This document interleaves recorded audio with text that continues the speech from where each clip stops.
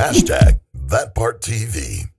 We delve into the topics others shy away from, discussing love, life, and street politics. Yeah, hashtag ThatPartTV. Welcome our celebrity host from That Part TV, Pearl J.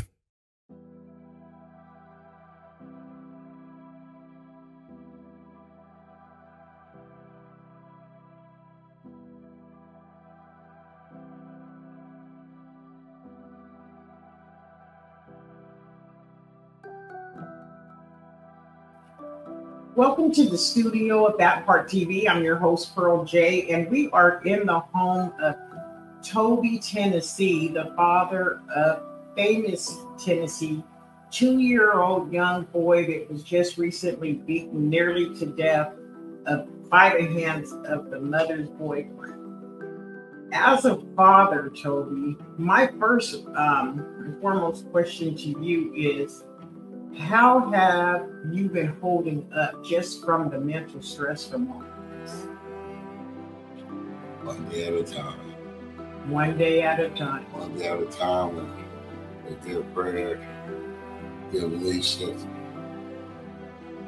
And when you learned that your son had been beaten to death, what was your reaction and your family's reaction to the abuse? He wasn't beaten to death.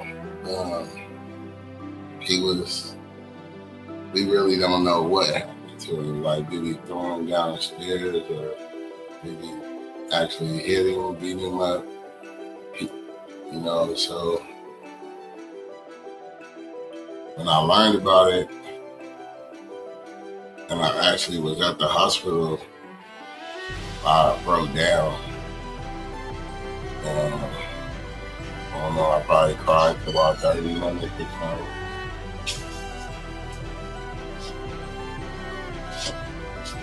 so. Okay, and so,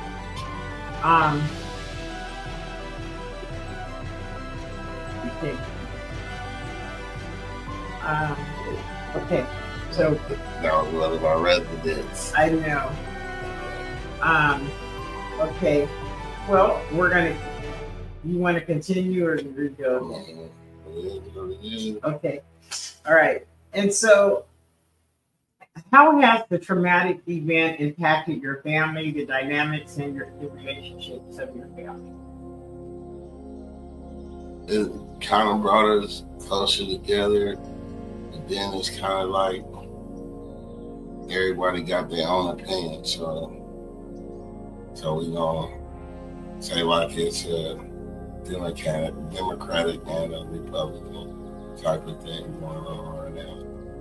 So when you talk about there's a different story, what stories have you heard so far that has led up to the actually having an arrest made by the abuser?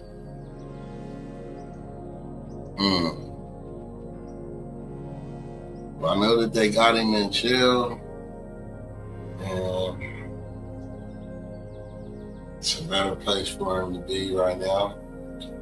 Do you believe that he abused your son? He was there being the person that was watching him.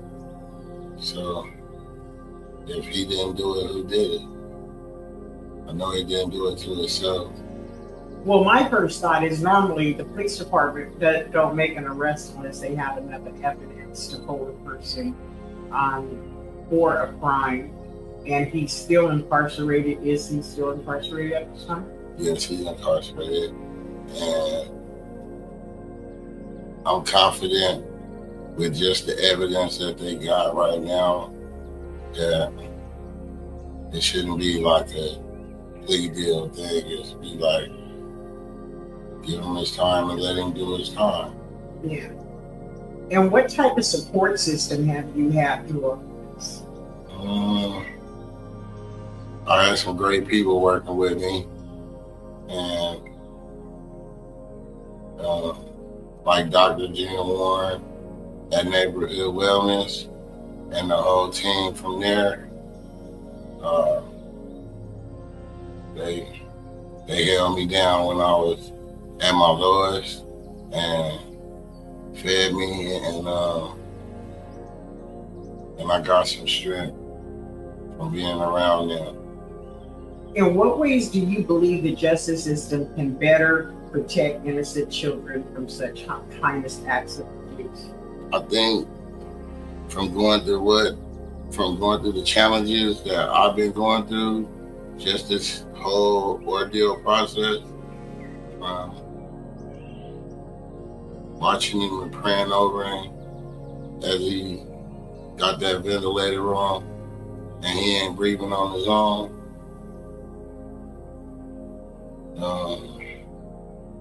Being that she had, speaking on my baby mom, she had 3 foster kids that she was caring for, and I feel that somewhere down the line that somebody dropped the ball, because being that you have foster kids, I know they have like special visit days or pop-up visits or checking the background of everybody in the house. You know what I'm saying? Protocols. Just things that'll protect the kids. It's like my 2-year-old shouldn't have been in ICU fighting for his life from head trauma, fractures in his spine, and just. He went through an awful lot. How many days was he hospitalized?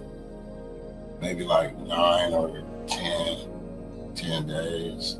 And even then, they shouldn't have let him out. You feel me? Because when they did let him out, he wasn't with me. You know what I'm saying? And I know my son, so it's like certain things that he now doing wasn't doing, and from that trauma, here comes this. So it's like, you know, and so when they let him out, I ended up taking him back to emergency where they housed him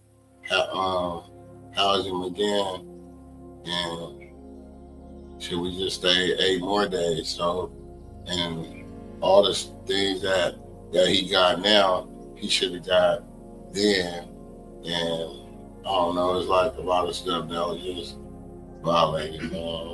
So what caused him to have the relapse, for him to have to go back into?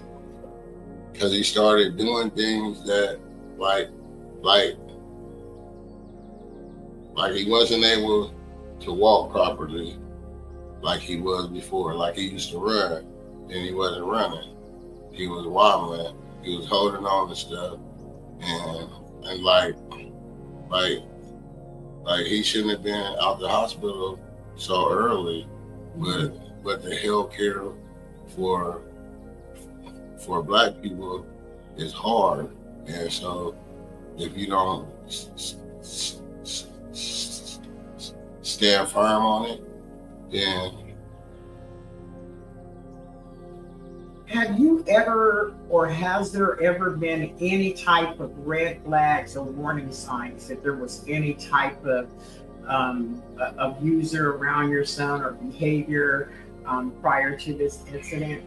Well, prior to this incident, maybe like a week before or something, like his mom texted me some pictures before, and then 2 hours later, she sent me some more pictures of her beat up.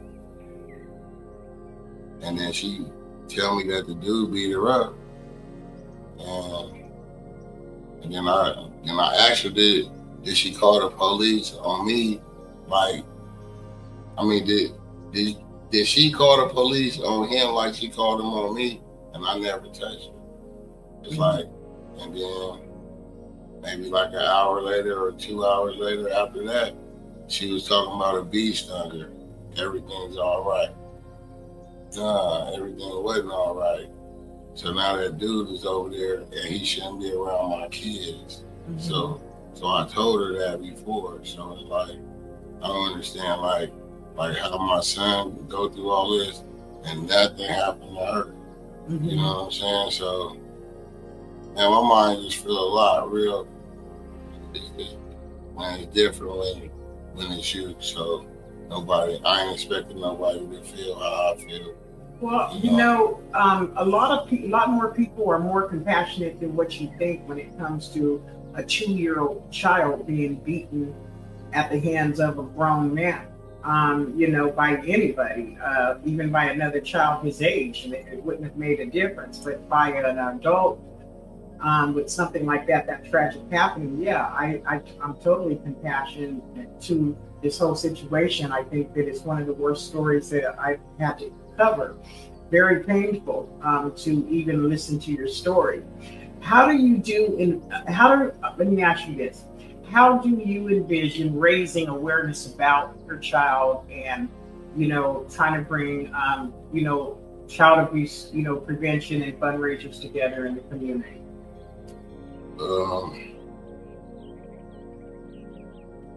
Being on just the subject of the abusive part of it,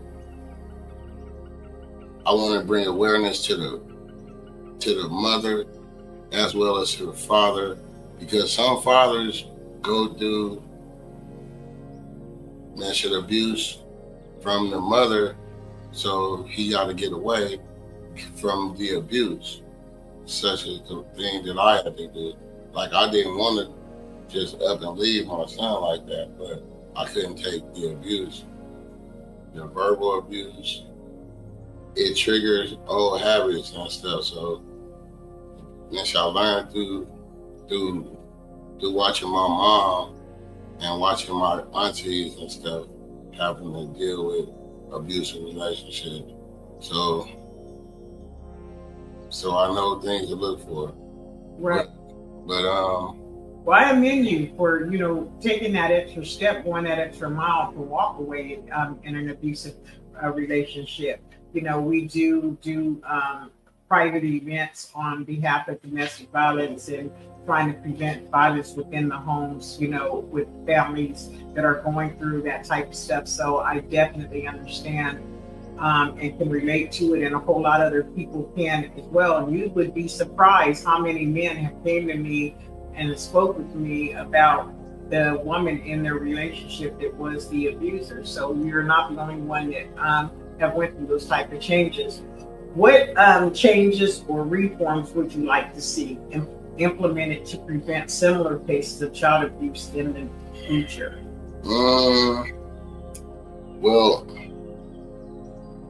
I have to add another layer of topic on top of the question that you just asked me, which is my son is autistic, so he don't speak. So, and he can't tell me what hurts, and he can't tell me the trauma that he went through. He can't explain none of that to me. So, with that being said, I would want to be something to where that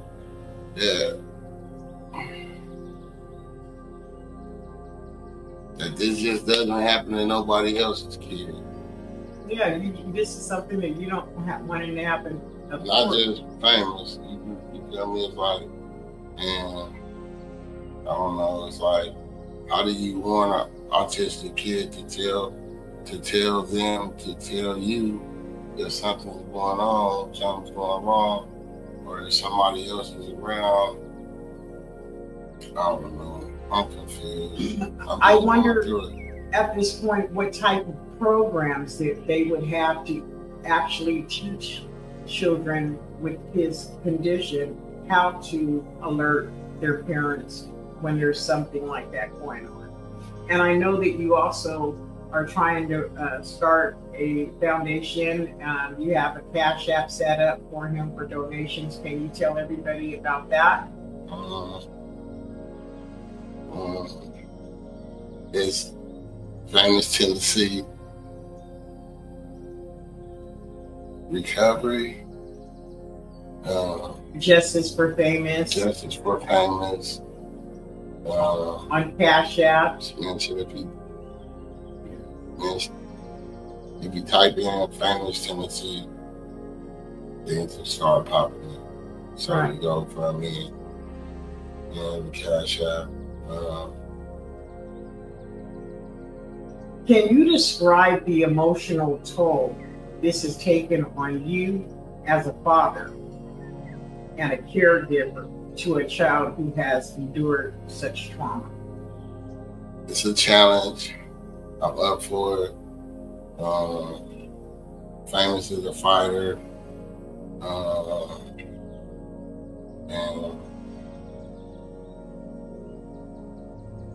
he gonna beat this. He gonna be successful. His name is Famous. How do you plan to advocate your son's rights? I'm open for suggestions. Right now, we got t-shirts getting pressed up. Hashtag Justice for Famous. And I'm gonna be at the courthouses. And I just got some inside plug at the Capitol, so I'm gonna be at the Capitol.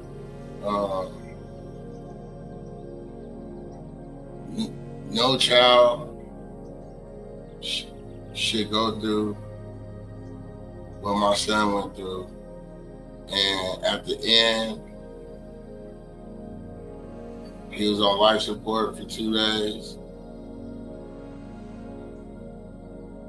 And I just found out that he had blood on the left and the right side, or left and the right side, and of his brain, where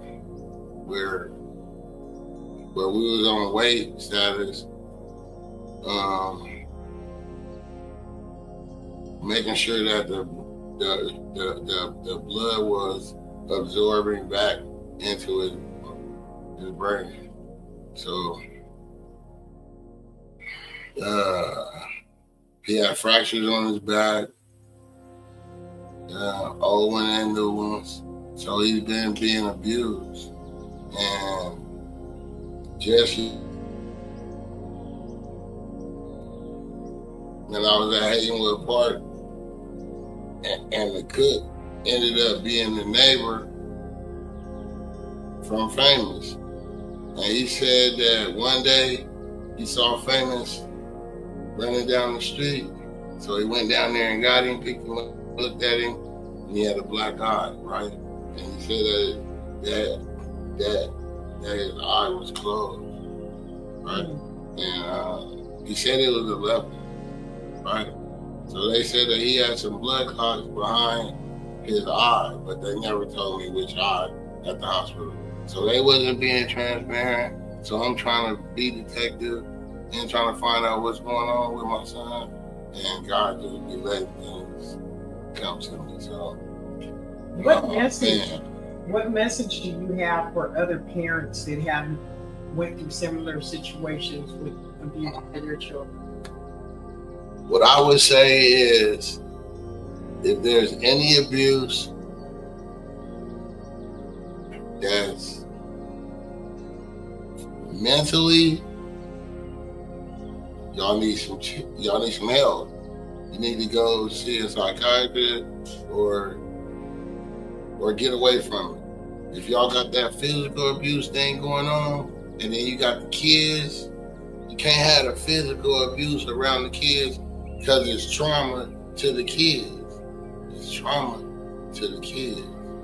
So if your boyfriend is slapping you around and you thinking that he love you because he's slapping on you, no, that's abuse. That's abuse. That is abuse. So you got to get away from that abuse. And if you can't get away from the abuse, tell somebody about the abuse. Then maybe y'all can figure something out, because you can't do it by yourself. So you got to get some help. And I also want the ladies to know, if you got kids and you're around some abusive relationship, it's going to turn to the kids, because the kids ain't wired up to watch somebody beat on you, abuse you.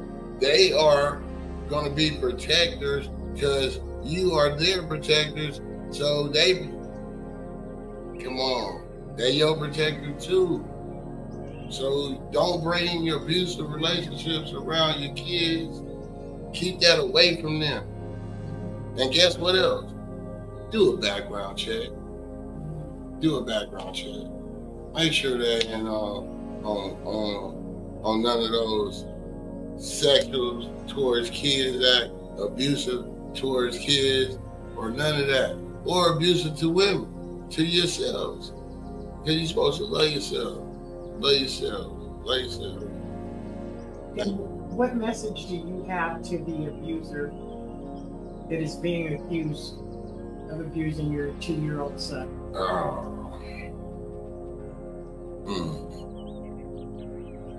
I don't want to say nothing negative. I want to keep it positive. You know, part of me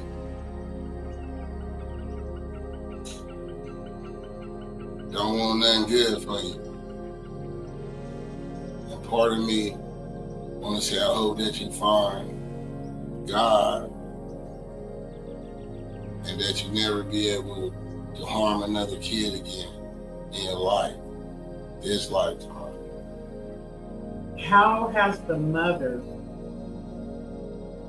been holding up through all of this? And what is her explanation of actually what happened to your 2-year-old son? She never gave me an explanation. I don't think that there would be an explanation. I have nothing bad to say, so I won't say nothing. Well, you know the truth is going to come out of what happened to that 2-year-old boy. The truth has to come out, because if you don't find out what exactly happened here and where it began, if you can't find out where it began, and you can never find out where it's going to end. That's kind of right. It's exactly right. So let's say, for example, just say it was the wrong person that was incarcerated and the abuser was still out, or vice versa. You know what I mean? Well, we have to make sure that the truth of this surfaces. My whole thing is that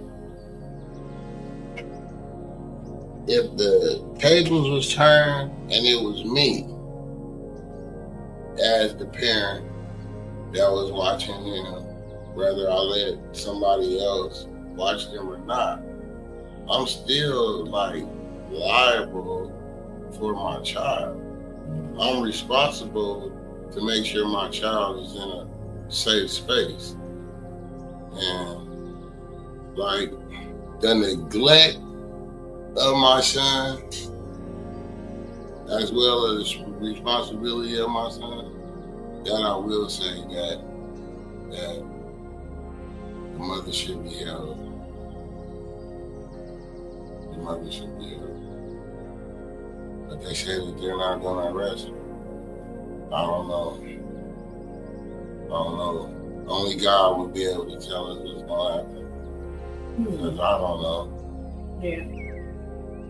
Did they say why they're not going to arrest her? They just say they don't have enough evidence. So I don't know what type of evidence that you need, but if you're responsible for a child's well-being, you're responsible for them. So not just my child, she was responsible for 3 other foster kids. So that means foster kid was involved, CBS was involved with the case with the 3 kids, because they was taken from the parent that was on drugs, and which was, you know what I'm saying, related some kind of way to her. So I know that they was involved. So it's like nobody seen nothing.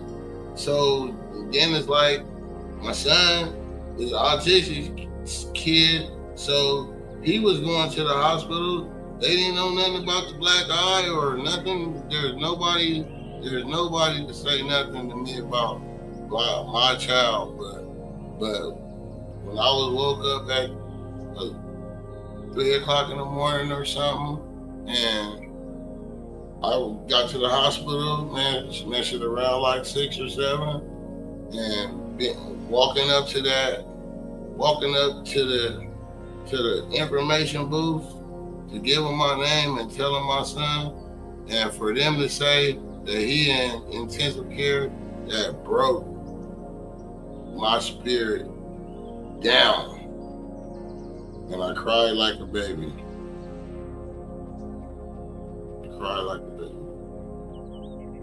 Do you feel in your heart that anything done by Child Protective Services, law enforcement, the hospitals could have been handled any differently when it comes to 2-year-old Famous Tennessee?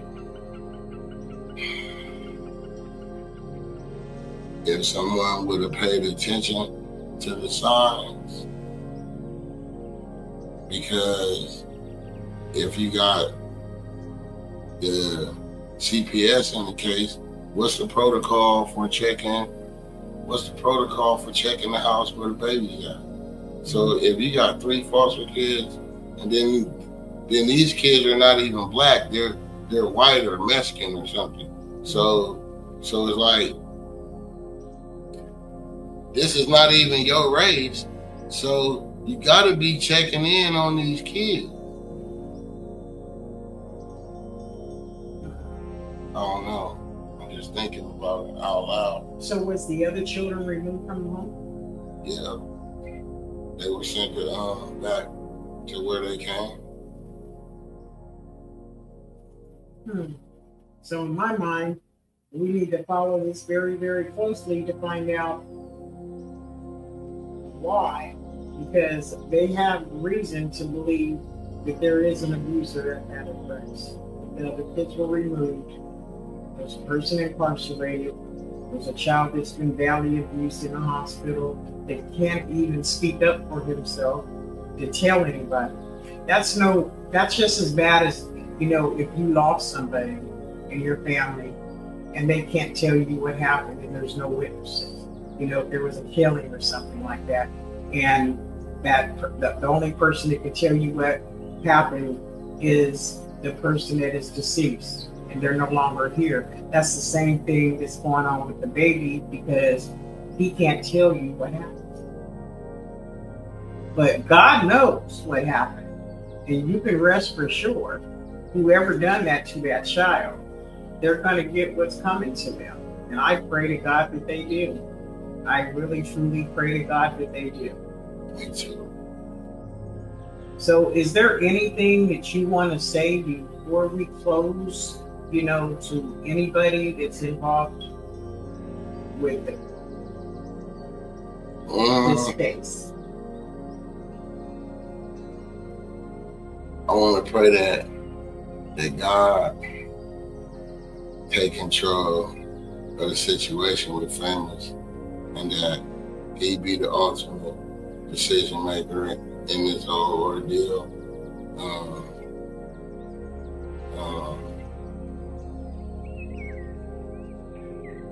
Justice for families is the slogan, and it should be a household name that everybody should be able to say justice for families. And my baby brother just went to the hospital a couple days ago, and his name is Derek Tennessee. He's in intensive care, and like I'm really going through some things right now. It sounds like it. It sounds like it. Well, you heard it right here on That Part TV. We're at the home of Toby Tennessee, the father of Famous Tennessee, 2-year-old Famous Tennessee, which was just recently hospitalized for child abuse. Now, if you guys are just now tapping in, we want you to go to Justice for Famous on Cash App and donate for the foundation. We also want your support in any other way that we can obtain it here. And as always, thank you for listening. I'm your host, Pearl J, at partTV.com.